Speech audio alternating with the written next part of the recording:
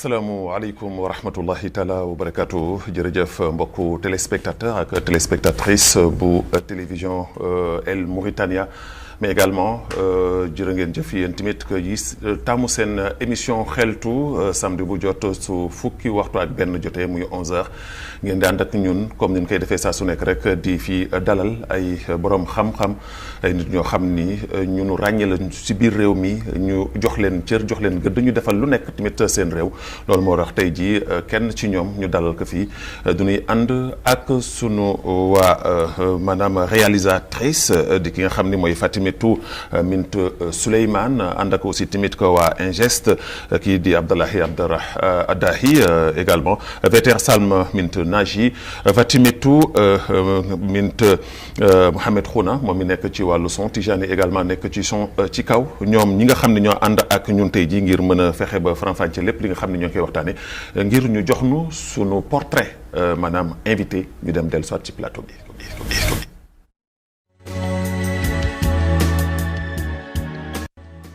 seen fukkeeli émission xeltu ak juróom benn dalal tey ji jàmbaar bu mag bu ñu ràññee lool ci biir réew mi kooku mooy Youssouf Fall juddoo fii ci biir Mauritanie naka doomu jullit yépp di defee li mu njëkk def ci àddunaam mooy ñu dalal ko li nga xamante ni moom mooy njàngum alxuraan ca ba mu jotee ca waxtoom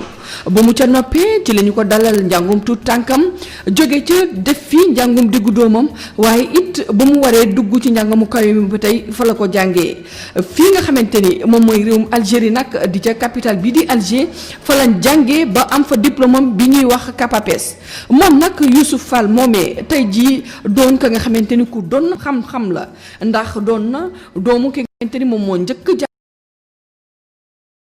réew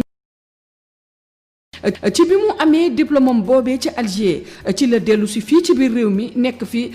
professeur bu EPS di ki nga xamante ni moom moo fi njëkk jàngale EPS fii ci biir réew mi. mu nekk ca kër jawriñ bi nga xamante ni moom la ñuy dénk wàllu ndaw ñi ak tàggat yaram ñu fal ko fa chef de division muy toppatoo lépp lu jëm ci wàllu ndaw ñi ak tuut tànk yi ak daaru yu kawe yi moom nag di Youssouf Fall di ku ñu ràññee lool ci tàggat yaram ngën caa fës li nga xamante ni moom mooy basketball ñu wax ne tey jii bu basketu Mauritanie amoon wërsëg dinañu ko ràññee ci basket yi nga xamante ni ñoom ñoo gën a fës ci àdduna wërngal këpp ndax nag tànkam bi nga xamante ni taxawu na ko ak liggéey bu mucc ay bi nga xamante ni def na ko ci réew mi ci tàggat yaram rawatina ak li nga xamante ni moom mooy basketball fi nga xamante ni tey jii basket bi egg na fa mën nañu wax ne yàlla ak moom moo tax ndax bu mu jàppee ba léegi bàyyiwul mu di la ko ñépp seedeel ba tey ci waxtu wi nga xamante ni waroon na ci noppalu mu di waxtu noflaayam boobu ba léegi texu ko mu bàyyi wala mu wàcc waar wi tànkam ba mu taxawoon ba léegi moom la taxaw ci njukkal yooyee nga xamante ni delloo nañ ko ci la ñu ko falee mu nekk président fédération basket ci atum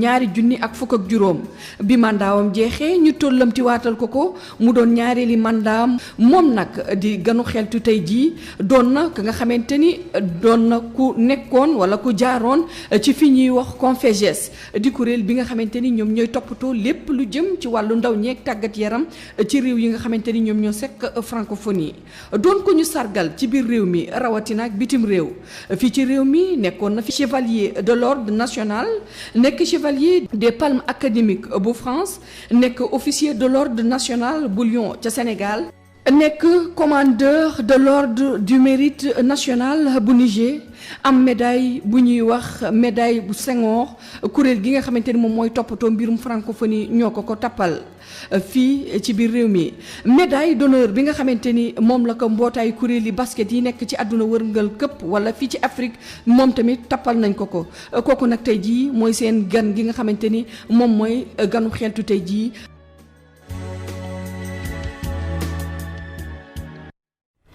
voilà mbokku téléspectateur ak téléspectatrice bu El Mauritania bu émission xeltu kon seen ganangoog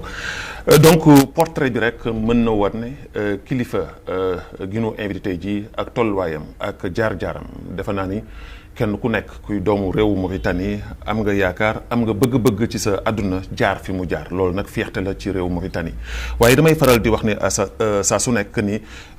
ñu mel nii waruñu leen muur waruñu leen nëbb dañ leen di war di feeñal saa su nekk ngir réew mi xam doom yu nu yor rawatina ci biir émission bi sax si biir daan ko wax ndaxte sunu réalisatrice maanaam sunu naatango di Léna Dieye wax na ko ci biir ay waxam ki nga xam ne mooy waajuram rek kooku moo ma jur rek doy na defe naa ne adresse ci réewu Mauritanie di sunu maam ki nga xam ni moom mooy feu Babacar Fall mi nga xam ni moo jëkk jàngal président de la République indépendant de la Mauritanie di kii di Makhtar Ould Daddah loolu rek day na ndam président ñu lay jaajëfal di la sant di la gërëm xam nu ni sa emploi temps seere na xat na lool mais may nga nu tey ji ñu jàkkaarloog yow ci émission xeltu ñu bàyyi la nga nuyoog mbokku téléspectateur ak téléspectatrice xeltu ñu dellu soit ci waxtaan bi. waaw Babacar di la nuyu yow itam ak équipe bi nga àndal yëpp ci télévision bi tey pour mën a def say émission régulièrement émission xeltu di rafetlu bu baax liggéey bi ngay def te xam naa ni def nga ko ci yeneen télé ak léegi aussi ci télévision nationale pour jéem a informer nit ñi pour ñu gën a xam seen réew ñu gën a xam li xew seen réew service boobu ngay rendre pour la nation parce que du man nga koy rendre du keneen nga koy rendre mais ñëpp nation bi moom nga koy rendre maa ngi ci rafetlu aussi seen direction wu télévision bu Mauritanie ci orientation bu bees bu mu jël temps yi di wane ni ñëpp a bokk ci réew mi donc ñëpp war a am information bi comme munti doon ça dépend ci sa langue bu ngay làkk ci kalama bu ngay làkk ça dépend ci zone bu nga nekk parce que gis naa léegi par exemple da ngeen def ay émission ci Abdel Bagourou di def si ay fii ci Tigine di def donc un peu partout dans la Mauritanie loolu rafetlu naa ko baax yéen a leen yàlla sàmm bu ngeen continuer liggéey boobu. amiin président ñu sóobu ci waxtaan wi dugg nag ci li nga xam ni moo nu tax toog fii tey jii dans la fal président fédération mauritanienne de basket. ñu fal la ko en 2015 sa mandat jeex ñu tollamte la ko comme ni ko sunu naato nga waxee alors lu tax Youssouf Fall bi mu jógee Convergès ak liggéey bi nu mu méttee woon ak mandat yi nga fa def fa liggéey bu mucc ayib ba nga dellu see defu ko comme ni ko say morom yëpp du defee toog ni damay noppalu tourner sama xel ci leneen mais da nga ñëw sóobuwaat ci beneen liggéey ci biir réew mi c'est-à-dire que jàngat la wala jàngale la boo xam ne da nga koy defal ndaw ñi xam ni soo nekkee tant que yaa ngi am sa capacité am sa doole war nga mën a continuer. waaw benn bi mooy dama bëggoon dellu njukkal sama réew parce que moo ma jàngal fu ma àgg moom ma fa yóbbu te maa ngi terminé sama carrière ak benn carrière internationale pendant 8 ans. nekk ambassadeur Mauritanie nekk secrétaire général conférence des ministres de la jeunesse et du sport ci Dakar pendant 8 ans donc bëggoon naa ma dellu see itam ma continuer doon leen njëkkal sama réew te bëgg naa aussi ba balaa yàlla di ma yóbbu lu mu mën a def pour que sama réew di jëm kanam def ko ñaareel bi mooy sama benn rak ku ñuy wax général Ndiaga Dieng moom moo nekkoon président fédération moo souhaité woon ma diriger fédération bi mu ñaan ma sama rakk bu baax sama rakk bu ma respecté bu baax bu am considération ci man ñaan ma dimbale ko continuer liggéeyam bu mu defoon fédération te tekk aussi liggéey bu rafet pendant 20 ans mu liggéeyal ko Ndiaga donc ak famille basket yëpp ñëw ci man ni ma daal bu doon seen sago ma téye leen fédération bi pendant quelques années loolu laa def ci sama premier mandat dëgg la jafe woon na trop ñëw dugg ci benn fédération bu nga xam ne amul moyen discipline bi ñàkk considération amatul considération bu mu amoon amatul moyen et ñu bëri gëmënoon sax duñu dem fen loolu waaye problème vision la ak ànd ak ñaan ak aussi gëm. voilà mais problème vision la ànd ak ñaan ànd ak gëm ku la xam-xam ni li ñu la jox nii tey jii sa domaine la. parce que man ni ma koy waxee Babacar Naam soo toogee ci plateau du la raay. du la aussi tamit wax loo xam ni nekkul ci yow. mais dafa am loo xam ne tamit dafa am solo parce que léegi tudd nga léegi le général Ndiaga Dieng bi fi nekk depuis 20 ans. mais 20 ans am yooyu moo fi nekk dafa mel na dañ ko jox lu mu moomul dañ ko jox lu mu xamul. bari na gàllankoor yu ci nekk te nekkoon na nit koo xam ne amoon na doole ci réew mi loo xam ne tey jii li ngeen di jooy yooyu yëpp mënoon na ko defu ko est-ce que du maanaam incapacité am la ci wàllu sport boobu nga xam ne basket bi la wala déet. non parce que soo xoolee tey jii. jëm ci terrain basket jëm ci yenn yu bëri loo xam ne ci wàllu basket bi suuxee woon na. non question def naa ni politique du moment la woon boobu temps li saxoon équipe bi fi nekkoon mooy d'abord de def la animation ba nit ñi delluwaat ci basket. parce que boo seetee toog nañu lu yàgg amatuñu résultat yu ñu daan am ci basket bi demoon na ba dee moom li ko neexoon mooy fexe ba xale yi bañ a nekk dans la rue nekk ci mbedd bi di nekk ay délinquants et cetera donc pendant les vacances lu ñu doon organiser lu ñu doon wax ñoom phase finale lu championnat national bu Mauritanie nga xam ni xale yi fi nekk dans toutes les régions devant ñu ñëw pendant un mois ñu def ay compétition mu nekk animation aussi bu neex parce que ñenn ñi tout comme nu mu la waxee rek question de vision la am na ñu nga xam ni bu ñu ñëwee animation moo leen di neex am na ñu nga xam ni ñoom ñu nekk développement moo leen neex man ba mu ñëwee comme ni nga ko waxee man professionnel sport la loolu laa jàng loolu la ma yàlla jàngaloo xëy na yàlla sax moo ma orienté ci loolu mais parce que ba ma amee sama bac ñëw dama bëggoon def science économique loolu moo laa bëggoon def comme étude ma toog di rang di xaar pour am bourse ñu ni ma am na bourse pour def professeur à sport ni sama xarit sama Sénégal dem na Algérie loolu moo tax ma topp ko dem def formation dans le domaine booba léegi maa ngi tàggat ci affaire sport nekkoon naa directeur sport comme ni ngeen defee seen reportage occupé na fonction yu bëri ci affaire sport donc ba ma ñëwee ma ni man d'accord animation c'est bien mais naa ci boole développement surtout parce que tant que amul ay championnat national bu nga xam ni championnat bi dana dérouler régulièrement chaque année sunu xale yi du ñu baax physiquement pour mën a affronter ñeneen ñi dans les compétitions internationales parce que tant que sa tànk dëgërul te amuloo par exemple 40 matchs par saison ci sa tànk boo demee itam duñu lay dóoree nga dellu si tey fii ñun bu la dóoree nga dellu si ñuy dóoraat nañu leen jeex na donc moyens yi la war a jox ak importance bu la ko war a jox duñ la ko jox moo tax ma ni naa liggéey mag sama équipe ci delluwaat championnat national bi nga xam ne dafa taxawoon et daaw par exemple on a eu 77 matchs yu ñu organisé ci championnat bi donc niveau bi commencé woon na jëkk mais il faut que mu régulier pendant plusieurs années man li ma bëggoon mooy 4 ans yi ñëw ñu jox ñu les moyens nga xam ni danañ organiser suñu championnat national de manière régulière boole ci nag formation ndaw yi. voilà surtout loolu moyen boobu fan ngeen ci toll tey jii volonté bi ngeen am ak vision bi ngeen am est-ce que tey jii le ministère tutelle bi nga xam ne tey jii moom ngeen aju muy ministre de l'emploi de la jeunesse et du sport est-ce que jox na leen assurance boobu pour leen mën a accompagner enfin que Mauritanie mën na tamit ñu koy gis fi ñu koy gisoon parce que yéen seen jamono da ngeen daan dóor Côte d'Ivoire di dóor Sénégal di dóor équipe yi nekk ci Afrique yëpp. ku ñuy wax ne Mauritanie ngay tasante ci basket daan ko xoolaat. alors tey jii tel n'est pas le cas est-ce que ministre bi taxaw na tey jii pour leen accompagner. moom bëgg na ko wax dëgg yàlla waxtaan nag moom plusieurs fois te bëgg na ko surtout temps yi nga xam ne jubluwaat na bu baax parce que moom priorité am moo doon emploi au début bu mu njëkkee toog mais léegi mi ngi dimbalee sport mi ngi ni dimbalee ñun tam basket bëgg na defar terrain yi ci waxtaan bu ñu am ak man ak moom bëgg naa defaraat terrain parce que tey benn terrain ci Mauritanie baaxul benn rek. te yooyu bi nga nekkee ministère. nga ko fa defoon. ci benn projet boo xam ne taxawaloon nga ko pour samp loolu. boobaak léegi terrain yi la fa nekkoon moo fa nekk ba léegi. projet Dias donc suñu amuñu benn terrain bu nga xam ni war nañ si mun abriter benn compétition internationale bu baax donc moom mi ngi ci liggéey. te yàlla xam ne ni am na intention boobu xëy na gouvernement bi dina ko ci jàppale te yaakaar na ni gouvernement bi dina ko ci jàppale parce que président bi moom itam ci programme am na fu mu teg sport te jël na ci ay engagement yi nga xam ni dana ko respecté bu ci yàlla àndee bëgg na ñu am salle parce que réew yëpp tey ñu ni wër waxuma sax ñi nga xam ne ñu ngi nekk Maghreb ay Algérie Tunisie ñooñu waxuma seen wax mais réew yu nekk suñu wet te nga xam ni ëpp lu ñu doole financièrement am nañu Mali bi boo demee am na 2 salle ñun amaguñu salle foo dem Sénégal foo dem tey am na salle te boo amul salle tey de basket day jafe pour que nga organiser un tournoi international pour que nga mun abriter un tournoi international donc moom mi ngi ci liggéey boobu projet salle couverte boobu mi ngi ci te salle boobu wax dëgg yàlla du pour basket rek xëy na ñun ñoo gën a appuyer pour mën a am suñu salle. mais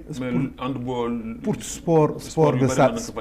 de salle yëpp. sport de combat. karaté mën na nekk waaw mën na nekk pour sport pour aussi culture bi. parce que mën nga ci def ay exposition mën nga ci def ay shows musicaux mën nga ci def ay conférences religieuses. lu nekk mën na même dalal ci ay gan yoo xam ne suñu ñëwee dootu soxla ñu dem hôtel. donc ak réunion politique. ak ñaanuma ko yàlla mbas bi ñu daloon par exemple temps yi ba ñu dal temps yi. mënoon nekk benn abri provisoire. fi nga xam ni nit ñi dañ fa mën a toog ba ñu leen di reloger. wala par exemple boo amee mbënd wala boo amee catastrophe naturelle. mën leen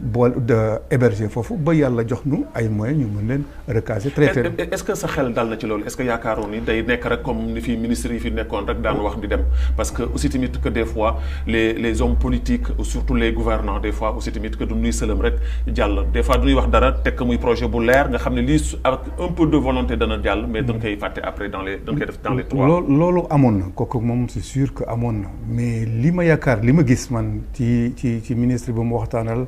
ak ci intention gouvernement bi yaakaar naa ni salle bi dana bokk ci seen projet donc structurant yi nga xam ni c'est un problème souveraineté la. ni ñu amee tey palais de congrès wala ni ñu amee stade olympique ni ñu amee maison de la culture noonu ñu war a amee salle boobu te yaakaar na ni daan na ci jublu te mën na nekk benn ci action yu gën a importante yu président de la République defal pour jeunesse bi. alors est-ce que tey jii mën nañu wax ni parce que subvention bi ñu leen di jox aussi tamit au niveau de la fédération kooku jarul dara. presque mën nañu wax ni sax rek bu ñu leen di jox. est-ce que loolu tamit que yokk nañ ko wala am nañ ci benn tamit que vision pour yokk loolu. kenn yokkugu ko subvention bu ñu doon jox daaw moom noonu joxaat ren kooku donc incha allah daana mën a démarrer sunu championnat national. loolu mun yitteel ñun mooy seen priorité numéro 1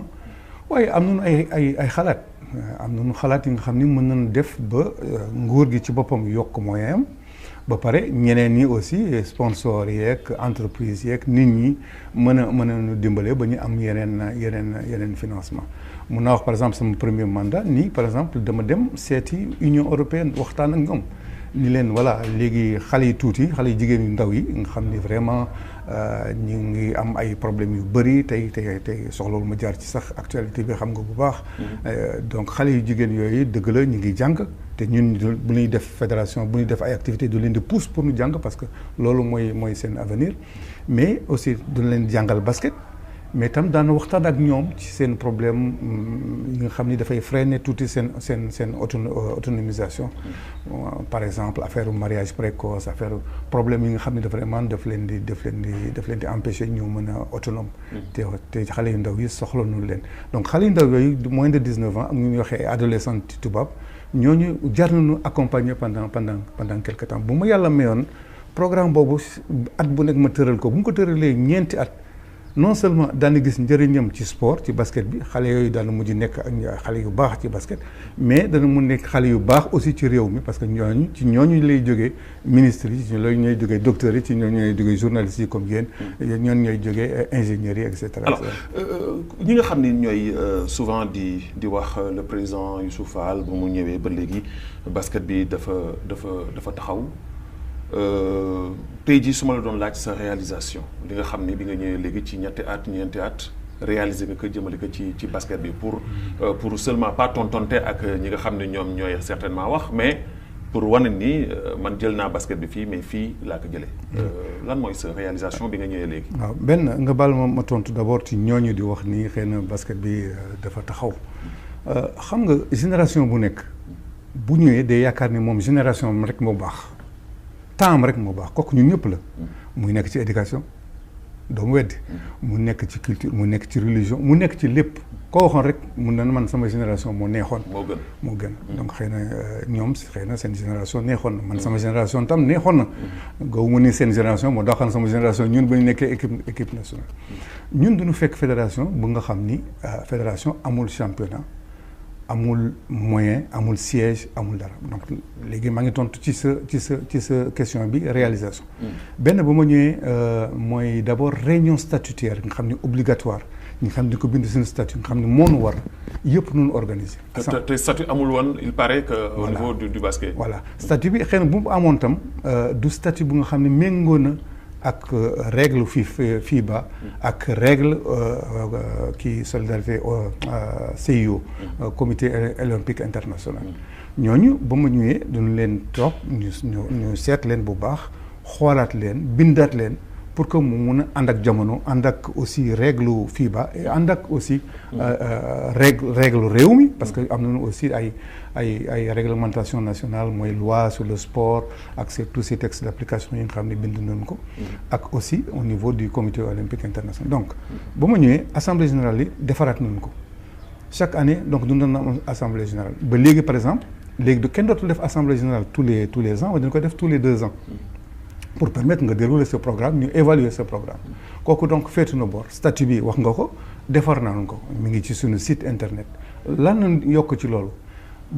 am nañu benn site internet buy fonctionner depuis 2018 xabaar yi ñuy def yëpp ni ci biir ku ci bëgg information nit ñaa ngi koy consulter Amérique ni ngi koy consulter France ni ngi koy consulter fii kooku déjà c'est bien. site boobu nu mu tudd. site boobu mu tudd www.basketball.com donc kooku mooy sunu fbbrimcon.com loolu mooy sunu site bi tey donc ku nekk mën na ko consulter. ba ma defee loolu ba pare ñu def organiser championnat national ñetti at yëpp 2017 2018 2019 yooyu ñun organiser ko de manière régulière ak une phase préliminaire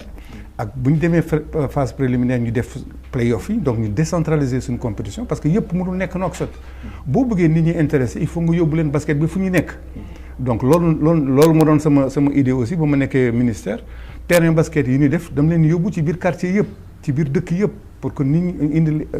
terrain yi ci wetu population bi ndax ñu mun intéressé. loolu man en tant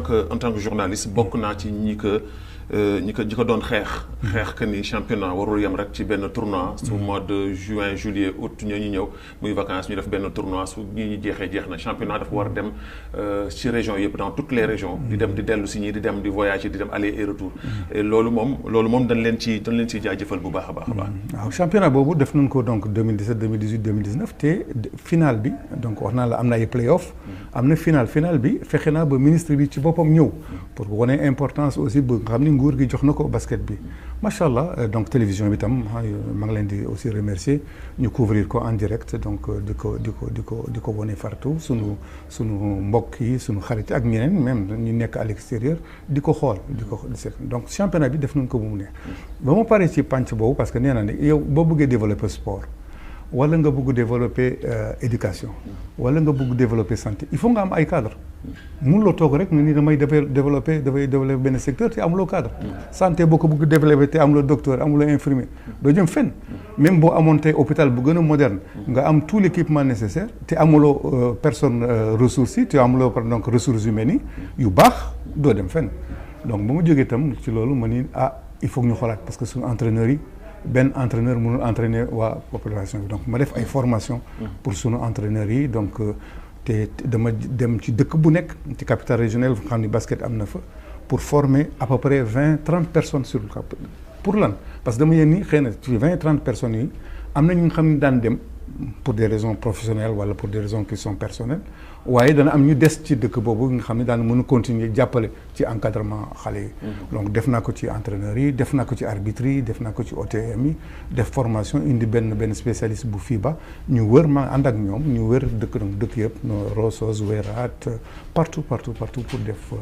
formation yooyu ba mu ci jógee ma def logo fédération léegi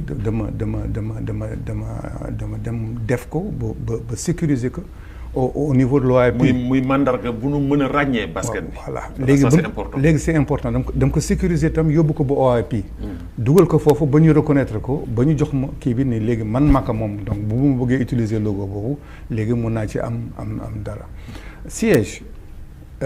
ba ñuy amee indépendance ba tey amuñu siège.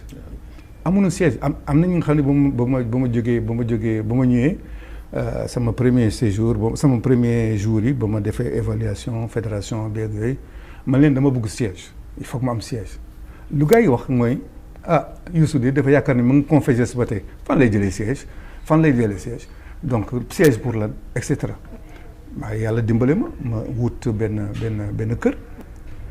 au début dama ko bëggoon loué après yàlla dimbale ma ministre bi fi nekkoon Mohamed Jibril jàppale ma bu baax ma mujj jënd kër gi tey fédération moo ko moom kooku xam nga ni man dama ko fi bàyyi. luyewu leen ko. non man dama ko fi bàyyi. dama koy bàyyi yeneen génération yi ñëw bu subaa bu ñu amee moyen mën nañ ko yëkkati donc non seulement dama ko jënd defar kër bi équipé ko entièrement ba ngeen gis ngeen ko. Tout à fait. Donc équipé ko entièrement ba aujourd'hui tey mën nañ ci liggéey donc le plus convenablement possible. Et même dans la salle bi ma ko visité bi ma koy visité fekkuma la fa fekk naa sax yow nekkoo fa mais ñi nga xam ne ñoom laa fa fekk dan may wan ni ma amoon nan ma ay salle yoo xam ni salle de formation yoo xam ne xale yi mën nañ leen former am na même. bi ma publier sa émission am koo xam ni daf ma ci interpellé di ma wax ni naa la wax ni la éducation formation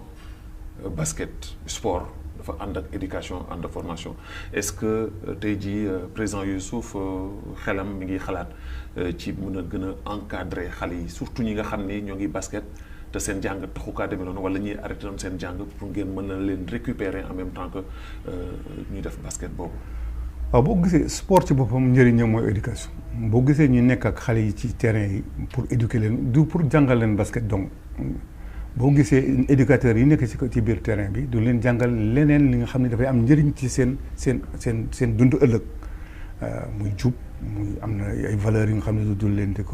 ko inculquer naka la ñu mën a def aussi pour ñeen seen bopp pour ñu mën a bañ a toog di dem di wuti liggéey di jàng toppatoo seen jàng donc am na ay valeurs yi nga xam ne du leen ko inculquer donc bokk ci éducation ñooñu donc mooy suñu liggéey ñun moom la ñuy def bés bu nekk.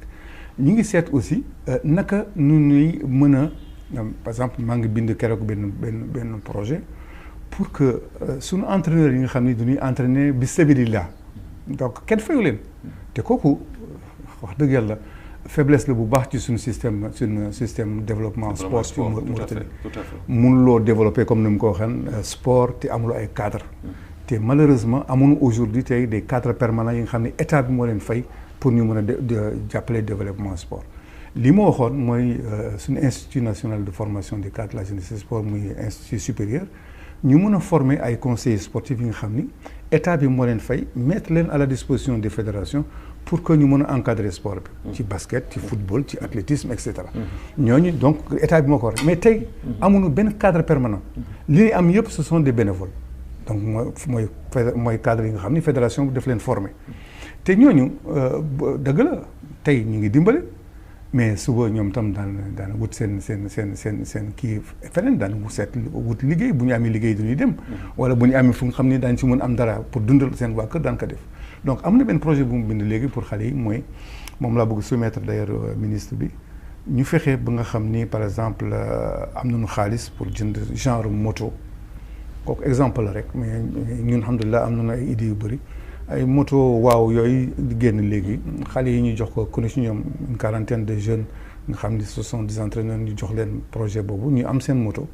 bu subaa ñu liggéey ci moto bi mu nekk ñu am ci seen salaire am ci seen yëpp bu ngoonee ñu ñëw dimbale basket bi donc daan am seen emploi bopp daan am seen entreprise bopp bu yàlla defee ñu gérer ko bu baax non seulement ñoom daan am emploi mais daana mën a créer daana dimbale basket ba pare créer d'autres emplois pour les jeunes projet boobu laa bëgg soumettre ministre bi. Alors est-ce que aujourd'hui la gestion financière du basket maanaam est bien gérée est-ce que tey jii am na transparence boo xam ne am na si tey jii parce que bu njëkk dañ daan xool ni benn poos rek moo fi nekk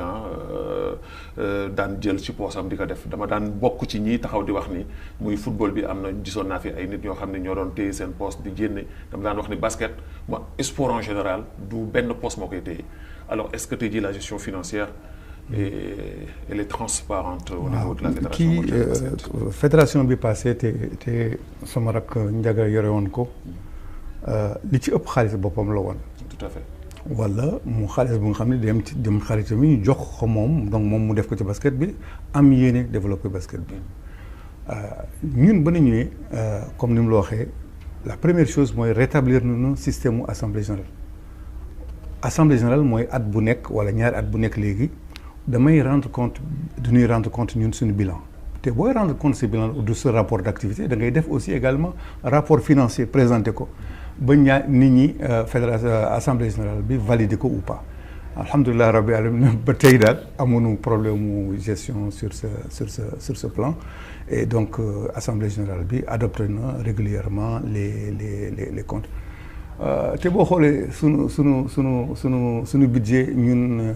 par an championnat dépassé wul 15 millions dugg ya franchement c'est un budget donc facile à gérer te li ci ëpp ci championnat bi la jëm te li ci ëpp wax bee bëri rek te ci luy ëpp club yi ci boppam di participer championnat muy Zouarate muy Étoile du Nord muy Rosso muy Bogué muy Kaydi ñun ñooy financer seen transport aller-retour intégralement. la fédération moo koy kooku il faut que mu dugg ci bopp nopp nit ñi te ñun ñooy fay intégralement seen transport aller-retour ñun ñooy leen dimbali également pour seen hébergement te ñun ñooy fay frais organisation yëpp muy arbitre yeeg chaise yi ñu war a louer location ba kii ñu ñoo koy fay. championnat te loolu yëpp ci xaalis boobu ñu ngi ko génne te buñ ko géré wuloon bu wax kenn du àgg fi donc voilà. Pour man xëy na saabu du faute boobu mais président au niveau maintenant de la participation mauritanienne ci wàllu basket au niveau de la sous-région balaa ñuy wax sax jëm ci Afrique en général ñu ñëw ci sous-région bi parce que du ñu gis ni sunu basket comme ni nga ko junjee sànq dafa xaw a dellu gannaaw xëy na yéen ngay am ay plan yoo xam ne teg ngeen ko pour mën a jëm ci kanam mais tey jii lan mooy seen perspective dans l'avenir loo xam ne da ngeen ko fiy teg loo xam ne daa ngeen mën di participer dans les tournois de la sous-région participer pourquoi pas dans les tournois éliminatoires la Coupe d'Afrique parce que wax dëgg yàlla il faudrait vraiment que ñu gis ko te gis nañu ni même su fekkee ne suñu basket taxaw boobu ñu ko bëggee am nañ fii ba tey jii ay Mauritaniens yoo xam ni ñoo ngi ci biti ci championnat yi di basket te loolu war ngeen ko mën a toog defaraat ko lan la ci Youssouf Fall ak équipe am xalaat tey. man ci sama jàng bopp en tant que spécialiste sport mooy dëgg la infrastructure yi am na solo cadre yi am na solo mais ñaari yëf ci basket moo war a am pour que basket bi jëm kanam benn bi mooy comme ni mu la waxee championnat national. man ministre bi waxoon na ma ni dafa bëgg ma organiser ko tournoi international mais nee naa ko ministre kooku soxlawul bu fekkee ne amul championnat national bu nga xam ne sa tànku xale yi dana dëgër. ñu am expérience su match. boo génnee itam da ngay ridiculiser ngay ridicule rek dellu si waat donc may leen ma defar sama championnat bu ma defee sama championnat régulièrement jusqu'en fin d'année sama équipe mun naa ko constituer donc ñaareel pànc bi mooy boo defee sa championnat national il faut nga am équipe nationale mu xam day participer compétition internationale bu participer compétition internationale da nga koy former ba dee du jëriñ dara donc il faut que mu dem génn. waaw parce que souvent du ñuy wax ni da ngeen di ragal di yóbbu équipe nationale bi pour ñu leen di dóor yu métti ak yooyu. mais pour ñu dem du tey football baa ngi ni tey jii Sénégal ngi football ak Mauritanie mais Mauritanie tey jii mi ngi dem di tenir en échec équipe yu mel na Maroc équipe yu mel na Égypte ak yéen. mais il faut que ñuy dem di dellu si pour lan moo ko war mooy du ñu lal préparation. muy championnat bu dëgër. préparation championnat bu dëgër ak ay stage yu ànd ak kii bi yu ànd ak préparation kii boobu dafa championnat bi ñun bu fekkee ni amuñu championnat national amuñu stage de préparation ñu bëgg dem compétition internationale léegi alors que ñun bàyyi nañu depuis 85 par exemple équipe nationale participer wul championnat mais ñun suñu plan bu bees bi mooy ñi ngi relancer basket mais pour relancer basket def nañu suñu programme bi xam nga ñoo suñu ko évalué woon par an 300 millions par an moom nañu évaluer pour que nguur gi dimbali nu ñu am 300 millions te 300 millions yooyu mun naa wax ni 140 millions yëpp pour defaraat terrain yi la donc lan mooy dese 160 millions pour impulser waat suñu basket 140 millions yëpp pour infrastructure parce que tey amuñu benn terrain bu réglementaire amuñu du Nouakchott et c'est une honte c'est une honte dafa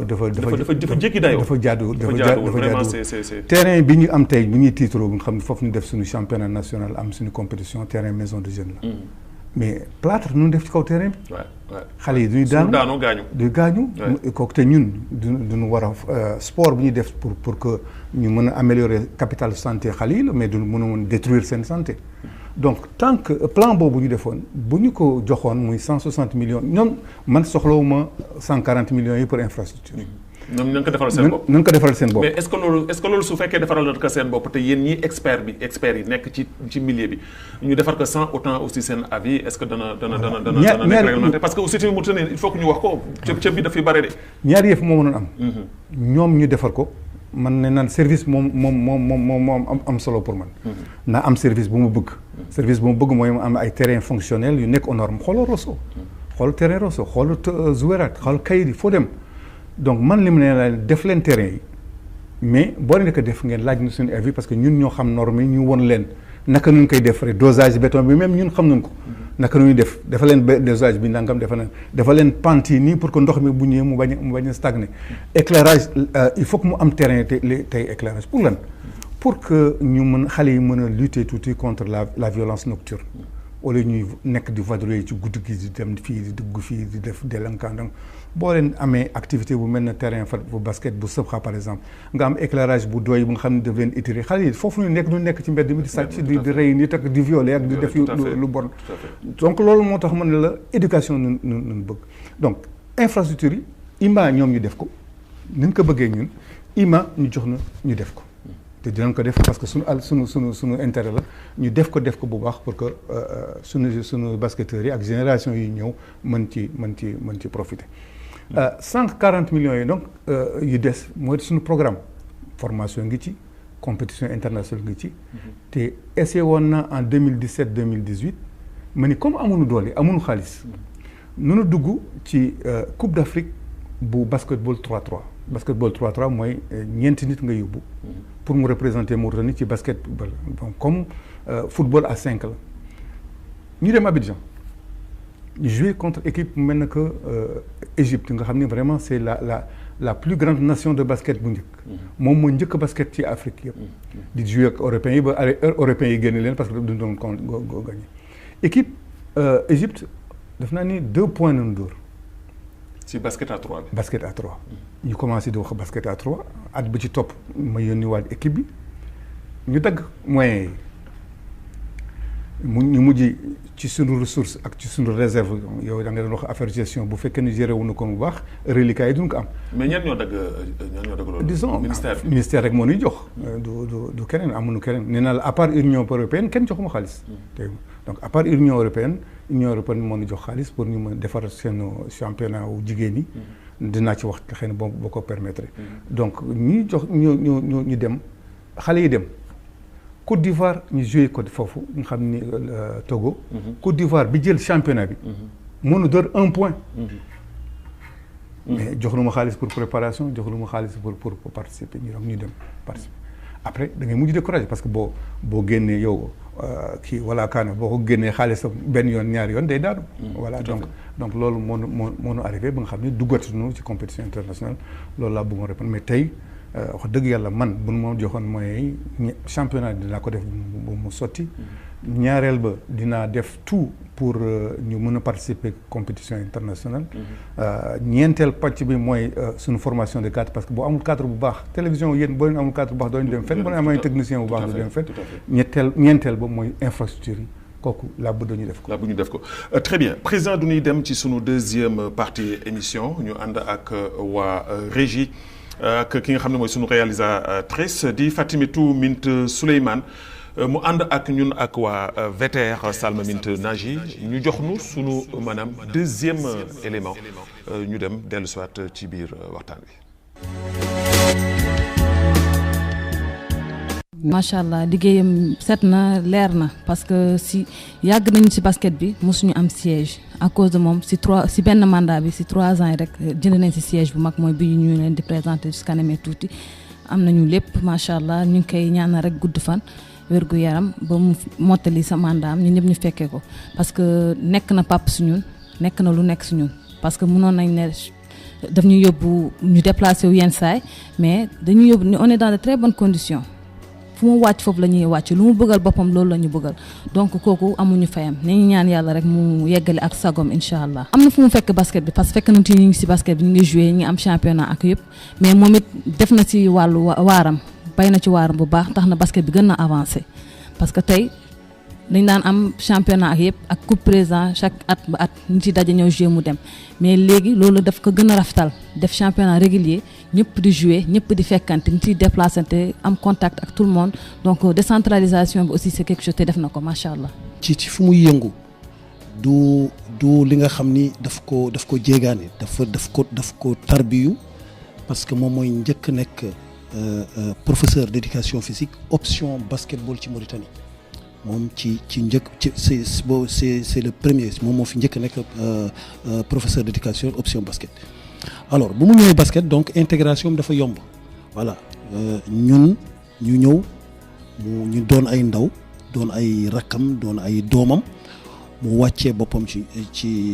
ñun lépp lu muy def balaa mu koy fësal dafay waxtaan ak ñun d'abord mu ñëw nii dafay indi beneen vision sport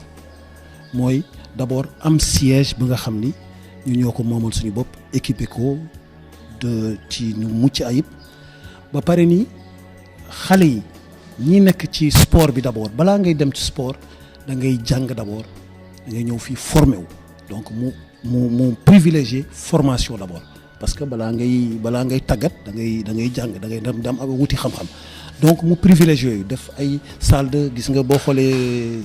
fédération bi y a des salles de conférence y a des salles de formation donc nu ñëw mu indi idée boobu d'abord révolutionner changer mentalité sport ci basket bi nii jàngaleen d'abord donc yooyu mu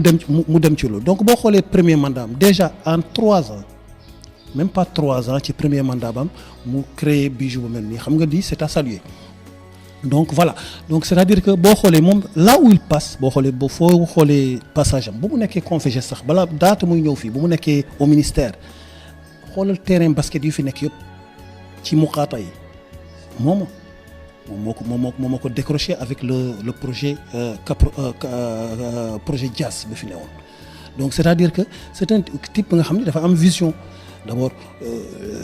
donc ñun boo xoolee ñu dem ci ñu ànd ak moom nii c'est parce que on connaît l'homme nit bu baax la nit bu wàccee boppam la moom suñu papa la mais boo ñu gisee yow gis nga léegi bi nga ñëwee suñu toogaay ak moom du ñëw ñu waxtaan on cause avec lui lépp lu muy def daf ñuy associé ñu wax suñu xalaat et puis le dernier mot moom mu def synthèse. c'est une personne très humble c'est une personne bi nga xam ni bii maa ngi liggéey naa ak moom dafa woyof ba nga xam ni des fois damay wax sax du président fédération tellement que ni mu wàccee boppam di waxtaan ak amul tey ci Mauritanie tey joueur bu mu xamul ci Mauritanie amul day dem Atta day dem Néma day dem fu nekk pour xam li problème basket Mauritanie pour xam nan la koy saytoo ak nan la koy defee donc moom professionnel du métier bi la yàlla bu ñu mayee tey mu nekk président fédération tey dañuy kontaan rek di jàng ci moom te di ñaan yàlla guddal fanam et c'est une personne bi nga xam ni day conseiller da lay woo ci suuf waxtaan ak yow di def ci yoon bu baax bi tey fédération bi tey mën naa wax ni tey ñu ngi koy teg ci ay yoon yu baax ay yoon yi nga xam ni Mauritanie tàmmuñu yoon yooyu mooy def ay statuts def règlement intérieur teg ko ci dans des juridiques et ñun souvent dañuy am problème yooyu les gens travaillent dans de manière yi nga xam ni baaxul moom tey mu ngi koy def ci yoon mu ngi koy liggéey ci yoon donc c'est une personne bi nga xam ni nekkoon na ancien district national tey mu ñëw nekkoon capitaine équipe nationale basket Mauritanie doon liggéey ministère nekk ay conseil technique donc xam na domaine bi bu baax a baax preuve meexu mooy lan tey dafa def tout pour jëndal fédération bi siège pour ñun pour moom ngaa ci biir xelam mënuloo am association wala nga am fédération wala nga am benn association booy diriger ak amuloo siège tey siège fédération mauritanienne de basketball tey ñun ñoo ko moom ñun ñoo ko jënd c'est à travers xelam c'est à travers benn axe de stratégie bu mu créé woon bi def ko ci ñeenti axe.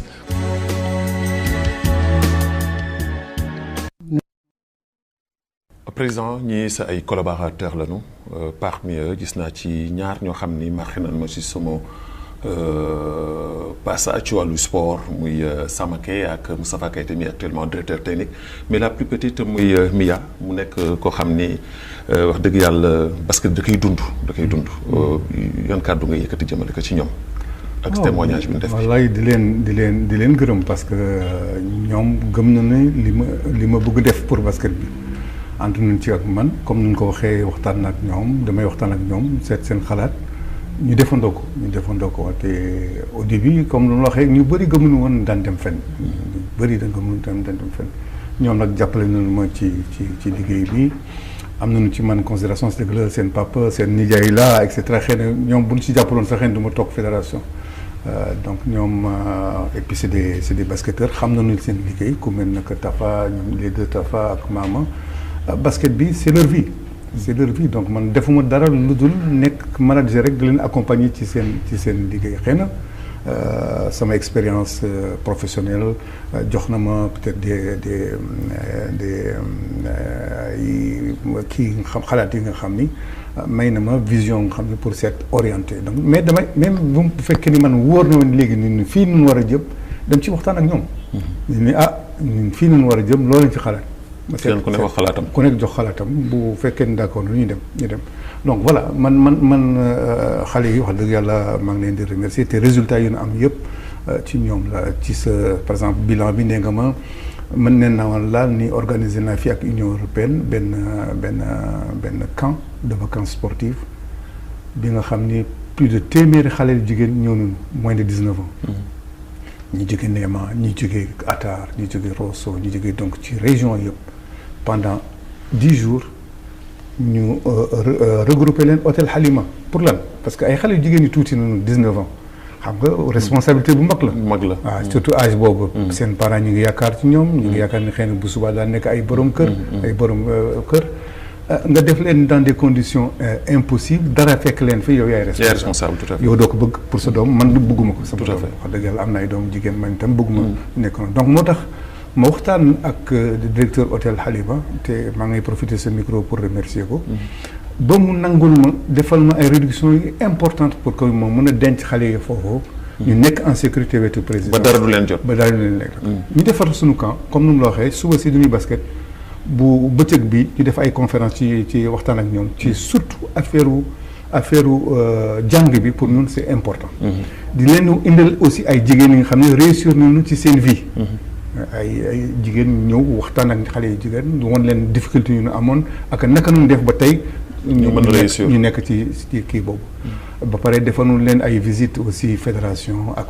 port autonome pour ñu mën a xam ba pare maa ngi remercier d'ailleurs président fédération bi ak président fédération football ak directeur bu port bu fi nekkoon non seulement duñ leen visiter loo seen infrastructure mais duñ leen fay repas kii yóbbu jigéen ñi ci kii nu mu tudd restaurant ambassadeur xale bu jigéen bu toll na jógee ne maa nga ñëw di ko mu nekk table di lekk restaurant ambassadeur xam nga kooku baax na dëgg ça fait une fierté mais baax na ci formation parce que ñu ngi koy jàngal naka lay tenir suba kooku xale boobu mu xëy na mu nekk ministre bu demee ci conférence internationale yi dana xam nu muy toogee ci table dana xam nu muy waxtaanee ci table et cetera ñu demal ci benn restaurant bu nga xam ni directeur port moo ko def donc ñun basket bi pour ñun du sport rek parce que basket bi ñun pour ñun éducation la très bien président tellement que émission bi dafa neex te am solo ba tax na mu ngi daw lu bëri mais dañuy dem ci sunu troisième partie émission parce que nag am na foo xam ne dugg nañ fa jéem fa ci sa xëy na gannaaw ñu dem ànd ak waa régie ànd ak sunu réalisatrice Fatimitou Mint Souleymane mu jox nu sunu troisième élément.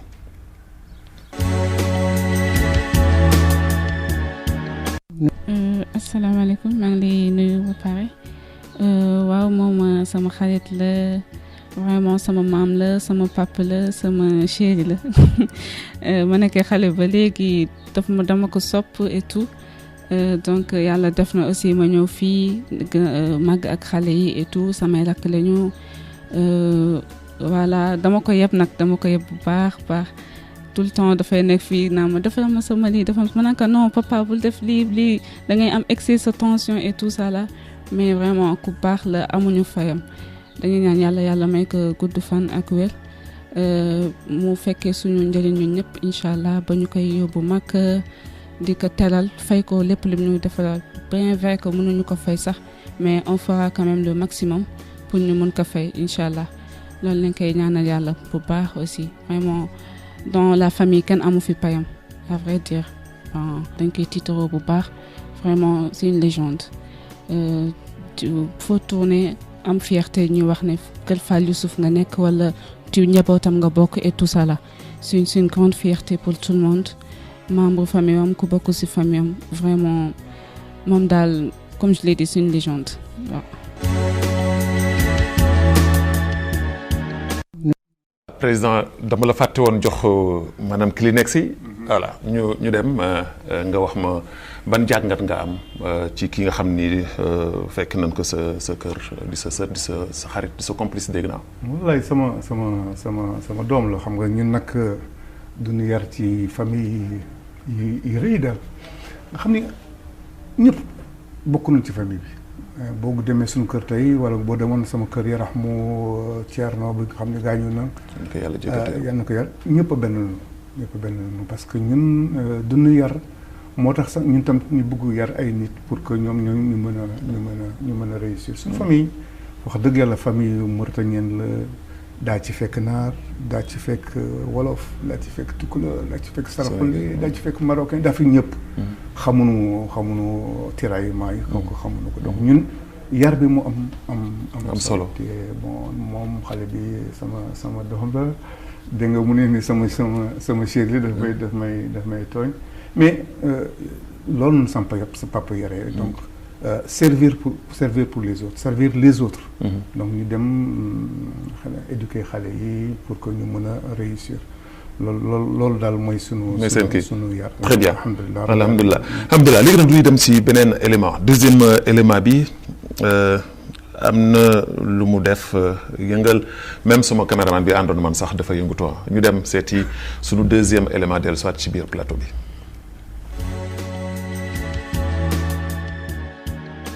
sama papa moom boo ma laajee si moom damay sawar a wax. ndax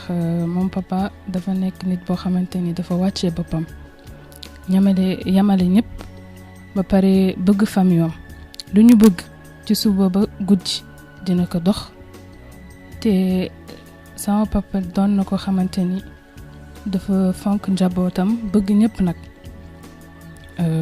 nit ku baax la man personnellement amuñu fayam awma fayam kenn amul fayam maa ngi koy ñaanal nag li mu bëgg ci njabootam yàlla defaral ko li mu def ci yaayam ci lu baax ak ci papam ma dund ba defal ko loolu incha allah. sama papa moom dangay yàkkoon ni sunu morom la sax parce que day toog fii parfois ñu foo reetaan kër gi daal loolu lañ ñu yare foo kafre amuñu benn problème alhamdulilah te si moom lañ ko jëlee dafa wàccee boppam rek comme ni mu la ko waxee. dinaa wax ni saa yu ñu defee erreur. mu wooñu parfois mu mer xorom tàng c'est un éducateur sax dëgg la mu ñëw waxtaan ak ñun yenn saa mu mer côté étude te loolu moo ko xalaatee rek damay sama xol day tooy voilà parce que bëgg nañu réussir ci àdduna te ñun tamit war nañ góorgóorlu ba delloo ko loolu du fan mu fekkee suñu njëriñ te yàlla bàyyi ko fi sunu kanam parce que mënuñu ko fay amuñu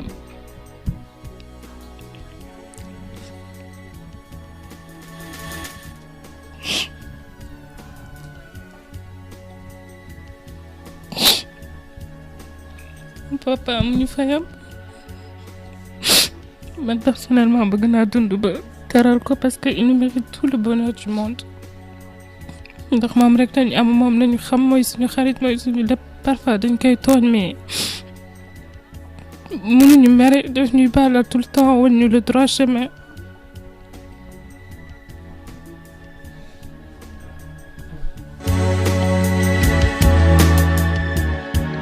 présent c'est émotion bi dafa xaw a diis tuuti mais comme nu ma waxee man du ñu yar ci famille yu éducateur sama papa fait partie des premiers enseignants de Mauritanie moom moo nekkoon premier directeur enseignement fondamental bu Mauritanie comme ni nga ko waxee moo jàngal Maxtar Wulata donc daf ñu yar en tant qu'éducateur donc loolu mun a jàngal ñun moom nun def ñun ñëpp pratiquement donc xam nga bu baax sama mag Yarahamu Thierno ñun ñëpp donc vraiment on est des éducateurs chez nous donc xaleel da nga koy yar ci mu bugg jàng da nga koy yar ci pour mu respecter un certain nombre de valeurs mais da nga koy yar aussi parce que suba son image parce que dañuy wax ni doomu Youssouf Fall nii la mel wala doomu Youssouf Fall nii la mel xam nga rafetul ñun ñëpp d'ailleurs surtout suñu et surtout li nga xam ne wax na ko ça veut dire que c'est très important man foofu daf ma marqué muy wan ni moom ngi xool yow ni ngay doon dundee ak sa waajur bu góor di ko dundee ak sa yaay mu ne li nga defal maamam bëgg na la ko delloo loolu ñu jàngal yow xam nga bu baax li ngay wax parce que ñun suñu famille ñun ñu yare mooy toppatoo su waajur wax dëgg yàlla ñu ñaan yëpp mooy suñu waajur comme sonn nañu ci ñun ñu def tout pour que d'abord ñu réussir parce que suñu fierté la parce que boo gisee sa doom ni kii sama doom la sama yaay par exemple fierté am ma doon bu ñu demee àll ba ci kii fa ci badi kii fa mu wax ni oto doomam moo ko indi donc fierté la woon bu baax boobu si moom sama doom réussir na sama oto moo koy indi et cetera donc fierté donc ñun loolu la bëgg loolu la yaree donc def ba nga xam ni sa waajur ba nga xam ni sa ndey ak sa baay bu ñu lay jur loo mun leen defal parce que mun loo defal d'ailleurs ba raw leen c'est pas possible wala mun loo defal ba satisfaire leen complètement mais ñu au contraire te ñoom sa réussite mooy seen fierté waaw par contre damay wax ni xale yi bu fekkee ni bëgg ngeen réussir dëgg-dëgg seen yaay ak seen papa war nga leen toppatoo particulièrement seen waajur war nga leen fonk parce que seen barka boobu mooy nekk ci yéen ñun mënu topp pour te dire ñun nekk nañu benn famille par exemple macha allah rabbi alamina de 18 personnes sans papa xam ne xale ma yàlla yu ko yàlla may góor ak jigéen mais kenn defu ci échec amul benn bandi amul benn ki ñëpp réussir ko gën tuuti ci góor ñi am na baccalauréat te ñi liggéey yëpp dans les différents domaines de la vie nationale mu nekk pêche mu nekk santé mu nekk ñëpp ci ñi gën xarañ ci seen domaine la macha allah ñun ñëpp suñu doom papa ñun ñëpp am nañu médaille bu mérite national bu Mauritanie. très bien donc loolu laa leen di pousse pour que ñoom itam seen bopp ñu mën a réussir. parce que suba xaw ma nagam dinaa fi nekk parce que tey sama papa ak sama yaay nekkuñu fi. mais ñoom xëy na yàlla may na leen chance ma accompagner leen ba ci kanam comme yàlla may na ma chance boobu. ma def li war ci ñoom mooy éducation. alors très bien ñu dem nag si sunu dernier élément ndaxte kii ku la xam. gannaaw sa waajur maanaam say ñaari waajur ku góor ak ku jigéen bokk na si ñu la gën a xam parce que yàgg nga ak moom dund nga ak moom ku dund ak moom ci at yi nga xam ne dund na ko wax ko sant yàlla la ñu dem ànd ak sunu réalisatrice ak sunu coordinateur tey jii mu jox na sunu dernier élément. Youssouf dafa njëkk nekk sama càmmiñ nekk sama xarit avant ñuy ànd di sëy macha allah yàlla may ñu sëy léegi lu ma ñeent fukki at ñu ngi ànd Youssouf nekk góor gu baax bu am yërmande ku ñu yëg ku ñu bëgg ku bëgg mbindum nit yëpp la bëgg sax ku am yitte ci këram ku am seetlu ci këram macha allah fa tabaarakalla boole ñëpp jur leen yëlif leen am kaddu ci këram tamit waaw kon nag soo ma laajee si Youssouf dama ciy sawar trop sax ndax dama am lu bari lu may wax ci Youssouf te dafa am lu bari lu ma Youssouf dencal loo xam ne dama ko war a fay lu bari ndax daf ma lebal lu bari waaw Youssouf denc na ma dencal ma màggal ma Youssouf yar ma su ma bëggee man Youssouf moo ma yar wallahi lazim Youssouf amu benn rëccu ci moom ndax man ngën rek laa am ci moom ndax lépp luy baax ci nit rek ma am ko tey man Oumou Diop Babacar si Nouakchott nga dëkk ñëpp Nouakchott maa ngi wax ci télévision laay waxee ñëpp ak may déglu Youssouf moo ma ko jox ndax Youssouf moo ma yar defar ma ba ma nekk Oumou Diop macha allah kon nag amu dara lu may rëccu ci Youssouf alhamdulilah. Babacar li nga wax de moom lu wax ju neex la si man Youssouf nee naa lépp lu mu bëgg rek ma fekk ko ci Youssouf am na jabar macha allah daf ñu jàpp ñun ñaar yemale ñu doomu Youssouf yi dafa mel ne man maa leen jur amul xàjj ak seen. kër gi daf man maa jiitu rek ñëpp topp ci xale yi kenn du dugg ci kër gi ba xam ne juruma leen xale yi nekk xale yu ma déggal ñoom it ndax su woon moom it bu ma ko mayul woon du am waaye moo ma may loolu réglé këram ba mu réglé wax dëgg yàlla kër gi ñëpp nekk benn doom yi nekk samay doom jabaram sama joom la sax ndax sama jarbaat la nekk sama rakk rek topp sama gannaaw wax dëgg yàlla ñu ànd bu rafet yëpp ci moom la moom Youssouf tey jii bu bëggoon ñetteel ban may dem ni ma bu kii laa bëgg ma dem musal ko indil ko lu ñu lakk lépp lu ñuy wàjji daal ak cere bëgg na ko ndax waalo la xam nga waalo moom yooyu rek la bëgg bëgg na lu ñu lakk loolu nag ay yàpp yu ñu lakk ak jën bu ñu lakk ak yooyu daal mooy loolu la bëgg cere ak meew moom bëgg na ko moom ak aako.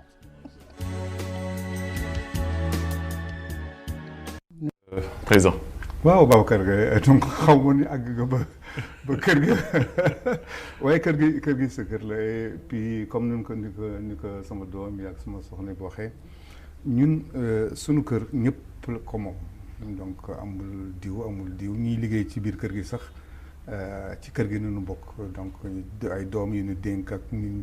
dund ak ñun ñëpp ci benn kër nu bokk ñooy bokk lekk. ñooy lekkandoo ak suñu domestique yi. bu mooy fekkee midi may añ wala yooyu ci domestique booy beeg sa jànq beeg yëpp noonu lekk parce que noonu ma yare moo tax bu xale yi waxee ñoom Tafa ak ñooñu dama oyof. parce que ci éducation bi la. parce que éducation bi jàngal nañu oyof parce que suba xamuloo fooy nekk. tey mun naa jàngal nañu ma lekk. vraiment n'importe quoi benn repas boo mu indil rek mun naa ko lekk. boo ma waxee tey mu tëdd fii télévision bi si salle bi tey mun naa fi tëdd fanaan fa sans aucun problème donc nit da ngay oyof parce que boo xalaati ëllëg ak fi nga jëm. da nga war a oyof. très bien président émission bi jeex na tey jii sax xam nañu njàmbaas mais dama lay jox rek xëy na du ñàkk ne am na lu ma la bëggoon poser question ci wàllu basket bi te posé wu ma la ko. léegi ma jox la nga tënk ko rek après comme ça ñu tàggoonte joxante daje incha allah prochainement et incha allah le promettre aussi que ni daan leen topp suivre leen incha allah pour leen accompagner ci li ngeen di liggéey. man am yaakaar ni incha allah basket bi daan ci def lu ñu mën. te bëgg naa ko def te temps yi am naa yaakaar ak contact bi moom ministre bi ak certaines autorités que dana baax championnat bi par exemple mun naa wax tey pour la première fois ñu dégg ko ni championnat bi dana démarrer. sa xel mi ngi ci tey jii dem seeti le président de la République jàkkaarloo ak moom wax ak moom parce que tey jii monument nga war nga toog ak njiitu réew mi wax ko sa bëgg-bëgg wax ko aussi tamit fi nga jaar yëpp même vrai que sax xam na ko parce que dara ko. waaw d'abord en tant que citoyen en tant qu'ancien cadre du secteur de la jeunesse et des sports ba pare ma bokkoon aussi ci équipe campagne am. bu leen fàttaliku ni sama goro. moo doon directeur u campagne am. Jibril Niang nekkoon secrétaire général du gouvernement. kon engagement yu mu jël ci secteur jeunesse et sport aussi mun na toog waxtaan ak moom. pour xelal ko naka la ñuy defee pour que ñu mën ko réaliser. et puis aussi peut-être que mu aussi mu gën a gestu plutôt à faire au développement basket bi ci suñu réew. alors si 30 secondes lan mooy sa kàddu yu mujj. waaw di remercier d'abord tout famille basket bi yëpp. bu ci ñu gën tuuti parce que am nañu ay école basket Zouairat Rosso un peu partout ñooñu di liggéey foofu ak xale yu ndaw yi di basket bi donc famille basket bi dans l'ensemble lay gërëm parce que tey bu ñu àggee résultats yi tey. au bout de 3 ans 4 ans bu ñu fi àggee ci résultats yi. ñoom man a di rek la. voilà président ñoo ngi lay gërëm di la sant. Babacar di la remercier bu baax yow ak sa naataango yëpp. di leen remercier bu baax. merci beaucoup kontaan naa trop. merci beaucoup merci Fall. voilà donc mbokku téléspectateur bu télévision El Mauritania également sunu téléspectateur émission xeltu dans la diaspora parce que xeltu léegi àdduna bi yëpp ñoo koy seetaan États-Unis Asie partout en France en Europe donc ñu leen di gërëm di leen sant ci teewlu bi en Afrique aussi tamit que ñu ni topp bu baax a baax di gërëm di sant bu baax ñi nga xam ne ñoo ànd ak ñun VTR Salma Mint Naji son Tijani nekk fële ca kaw Ingeste Abdallahi Oul Adahi fi nga xam ne moo nekk son fii ci suuf di Mariam Mint Mohamed Khouna réalisatrice di Fatimitou Mintou Souleymane Tahman nekk ak ñun ci coordination bi kii di sunu assistante tey ji di Fatimitou Mint Mohamed Moussa Mariam Mint Medine di gërëm di sant bu baax a baax Chérif Ahmed Oul Mohamed ci caméra mi nga xam ne moo àndoon ak ñun def liggéey bu mucc ayib bi également Mohamed Mboy tey ji jàpp ci liggéey bi ci wàllu cadrage bi tey ji également un grand merci comme ni ma koy waxee saa su nekk le génie l'incontournable Mohamed Lamine Diallo ci wàllu montage bi di leen jox daje incha allah samedi bi ci beneen maanaam kàngam beneen borom xam-xam ci biir réew Mauritanie wasalaamu aleykum wa rahmatullahi taala wa barakaatu.